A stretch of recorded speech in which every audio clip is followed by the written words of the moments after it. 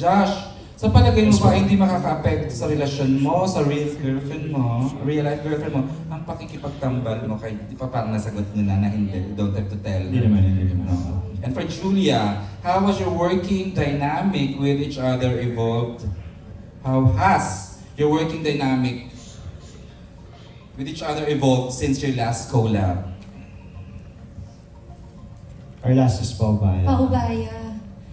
Wala, you know what? It feels so the same and different at the same time. But different is good because it means like over the years, parang nag-evolve na kami as people and as actors as well. So it's nice that, you know, we've grown a lot in those past years as we come together and we get to learn new things about each other and then from each other while we're working. So it's really been a really good and fun experience doing this with Josh all over again. Parang iba talaga yung dynamic namin sa trabaho. Ang dali ng trabaho kapag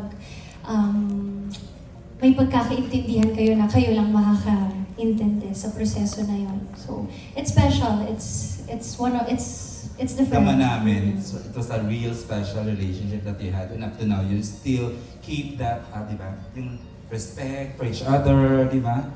Kaya ang gandang lumalabas. The question pala came from Wilson Riquiza ng Kapamilya On Demand.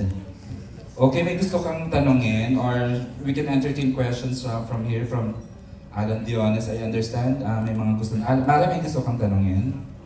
Bago ko basahin itong 29 questions. Ayan, Sir EJ, siguro umpisan muna natin. Sige. Naka-standby si Judy Arias of Metro.Style. Ayan, Judy? Hey, Judy Arias po. Hi, Julia, Joshua. I have a question. So, what lessons about love do you hope the audience takes away from the film? Wala. Tsaka in pain eh.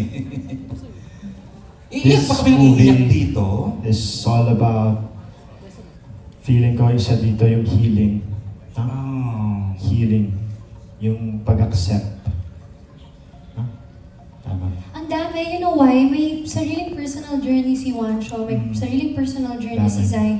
And even all of our characters here in the movie, we all have our personal journeys na nakikita talaga namin yung isa't isa. Para kaming reflection lahat ng isa't isa. We all have our different pains and our different joys. So, but tama si Josh, it's healing, it's letting go, it's accepting, it's setting free, it's really gonna be an emotional roller coaster ride in this film. And yeah, excited kami na guluhin ang buhay niyo for 2 hours. Just kidding. Yeah. Tama po yan.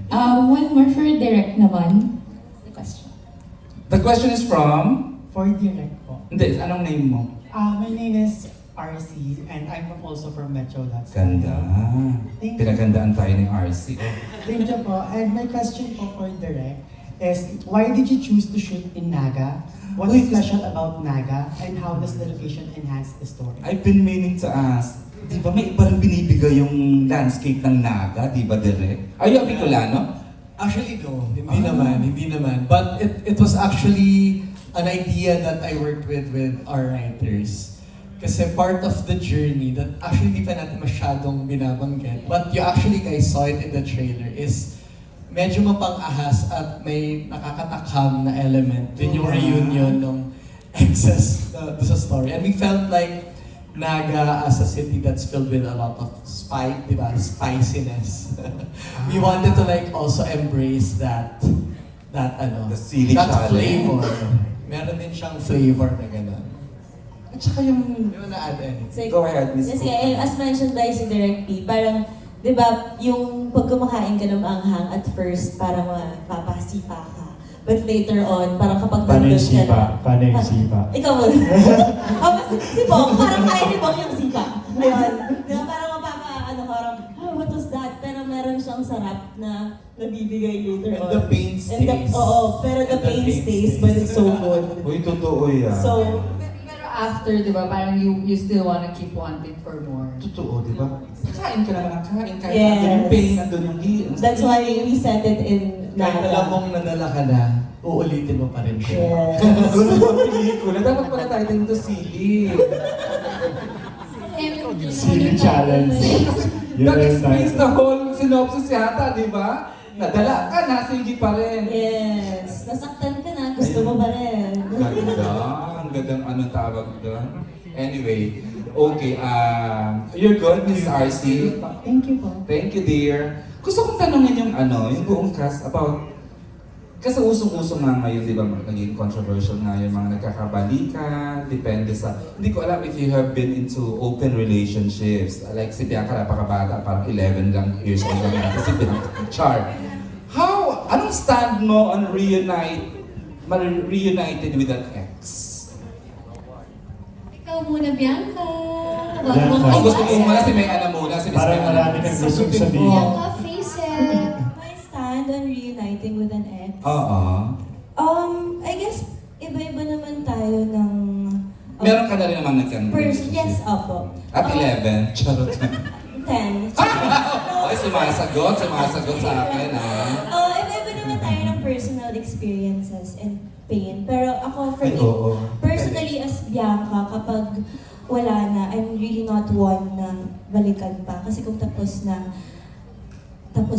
yun na siya. But you know, if May hugot. maybe when the time is right for him and maybe for me, or generally, Depende siguro kasi sa yes. Depende talaga Yeah, sa depende sitwasyon. talaga. Pero for me Kung- personally, yung naiwang no, pain. okay na ako eh. It took me so much to, heal and everything. Hindi ko babalikan. I'm ready. Nagkontin din ng hugot ni Bianca talaga. General lang yun. General lang yun. General, Yes. pero okay. Si Aljan ba, meron ka na naging open relationship? Naging kayo ba talaga noon? Charot. Para sa akin naman po, syempre depende pa din kung paano kayo nag-end. Kung may respect naman nung nag-end, okay na. Pero hindi naman ibig sabihin na nag-reunite kayo, kailangan maging kayo ulit na mag-jowa, di ba? Special. Pwede ding maging friends or good work. So, pwede? Pwede. It doesn't have to be romance, no? Yes. O Tsaka, kapag time kasi talagang mag-heal ka din eh. So, dadating yung time na hindi ka na naapektuhan. So, yun Parang yung Josh goal. Lea, no? Napapayag sila magtrabaho, naging friends sila. Yeah. Super professional at Tsaka super never nilang sinaktan ang fans nila.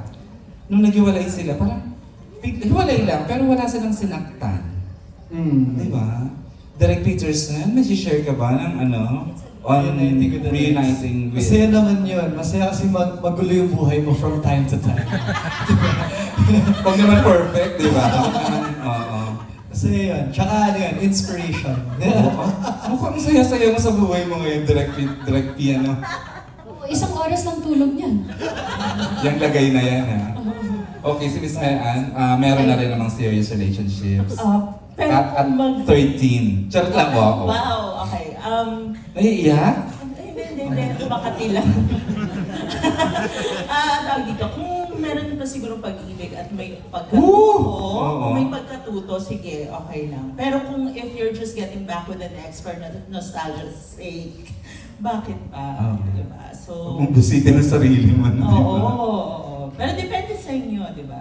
Depende talaga sa sitwasyon na, at saka yung naiwang pain or memories, At di ba? sana nga may pagkatutong naganap, di ba? Kasi kung wala, bakit pa?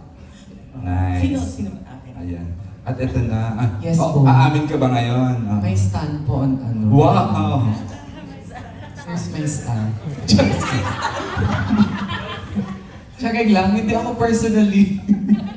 Personally, I won't. Pero it depends on the situation o ano nangyari with your past. And I believe masasagot ng movie na yan if you Wow. if you should Promo. Promo. Kaya panoorin niyo po August 14 in Cinema Station 1. Nagka-girlfriend ka na. Girlfriend? Sorry.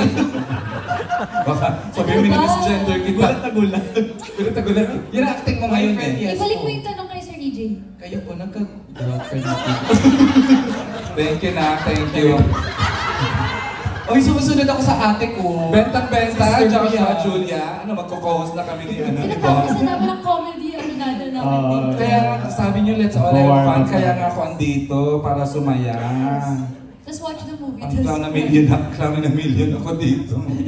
Ito na, parang... Kai! Ito, Time to wala shine. akong alam sa personal Kai. life ni Kyla. Alam ko lang yung trabaho? Okay lang yun, Sir EJ. Di na po natin kailangan mag-ano. Malaman pa nila. Hindi. Syempre, ang daming factors eh. It really depends on, like what everybody said, the circumstances, how you broke up, diba? Pero personally for me, I think it's a boundary that I set for myself na even friendship, I wouldn't consider anymore. Civil, of course. Pero friendship, parang hindi na. In diba? all your exes, kahit Yes. na maganda yung yung gitna, Yeah. traumatic Personally, yung that's huli. just a personal boundary that I Okay. set for myself. Na parang, civil, of course, di ba? But then, hindi na yung parang, tara, kain tayo. Yung ganun kind of friendship. Diba? Hello. Hindi na ganun. But I guess it also matters the headspace that you're in. If you're secure with yourself or if you are in a secure relationship, I think that also counts for something. And I feel like that, and of course your environment as well, diba? And I feel like that's why this movie is so beautiful and yung partnership ni Josh and Julia is also so beautiful because they're in such a great headspace and such a great point in their lives na nagawa nila ito ng walang any kind of drama, it's just pure professionalism and also great connection and a great friendship.